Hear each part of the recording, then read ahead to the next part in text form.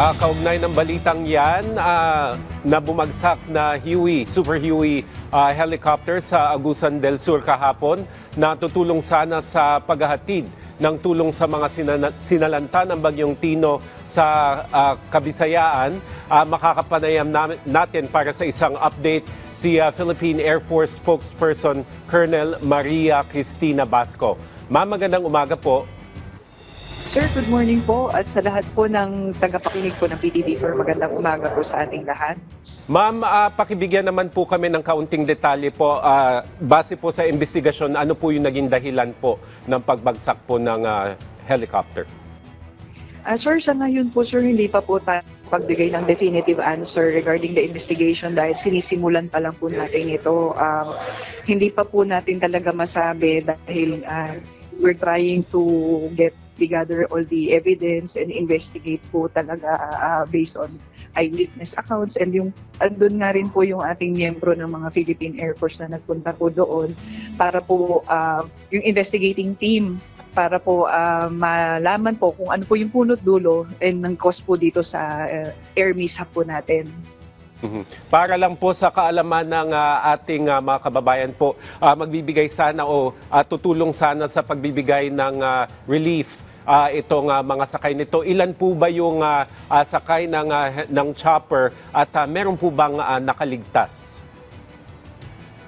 Opo sir, tama po. Sila nga po dapat po ay supposed to be magbibigay po ng humanitarian assistance and disaster relief po doon po sa Butuan, and unfortunately nga po nung nag-lose communication po sila en route po from Davao papunta po ng Butuan, nagkaroon nga po ng encounter ng mishap, and unfortunately wala po tayong survivors. Ma'am, ano po sana yung ibibigay nilang humanitarian aid para sa ating mga kababayan sa Kabisayaan? Sir, ano po sila, magpe-preposition po sila. Supposedly po, part po sila ng 4 helicopter team na pupunta po doon upang po mag-preposition at nakaantabay po para po for any kailangan po ng assistance. And also, mag-conduct din po sana sila sir nung rapid damage and needs analysis assessment o yung tinatawag nating ARDANA, yung pag-inspect po ng area from the top habang iikutan po nila, and then from there po madedetermine po kung ano pong areas yung pinaka nasalanta. So matulungan po yung local government para po ma-prioritize yung pagbibigay po ng assistance po yun dun po sa most affected po.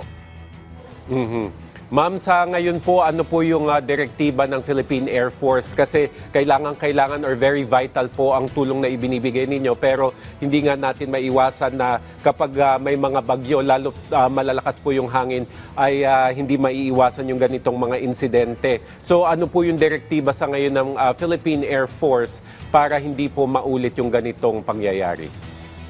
Sir, sa ngayon po, yung mga aircraft po, kagaya po nitong pong affected aircraft, the Super Huey type, ito po ay grounded. So as per SOP, pending the investigation, ito po na po hindi paliliparin. Gayun pa man sir, meron naman po tayong mga fleet ng Black Hawk. We have more than 35 Black Hawk po ngayon. At meron din po tayong Sokol, meron din po tayong Bell helicopters. Aside from that, yung C-130 and C-295 na hindi po titigil magbigay ng assistance para po dun sa ating mga kababayan na nangangailangan lalo sa panahon ngayon. Maganda po yung sinabi nyo, ma'am, na hindi po titigil ang Philippine Air Force, ang gobyerno po sa pagbibigay po ng assistance. Hingi po kami ng update, ma'am, sa mga lugar po na tinutulungan ngayon ng Philippine Air Force. Yes sir, sa ngayon po sir, nakadeploy po yung ating mga air assets all over dun po sa mga Tactical Operations Group, at ang focus nga po sir is dun sa Eastern Visayas area. So sa ngayon sir ay meron tayong 45 more or less aircraft na nag-ikot po dun.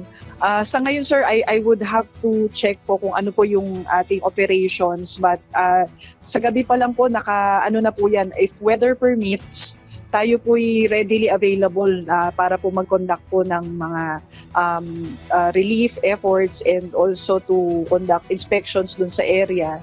At napakalaking bagay po talaga, sir, na itong mga helicopters po natin nating nagagamit dahil ito po hindi po nila kailangan ng runway.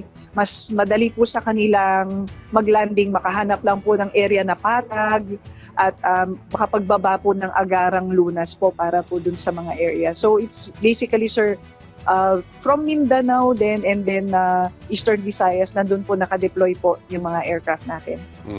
All right, maraming salamat po sa inyong oras.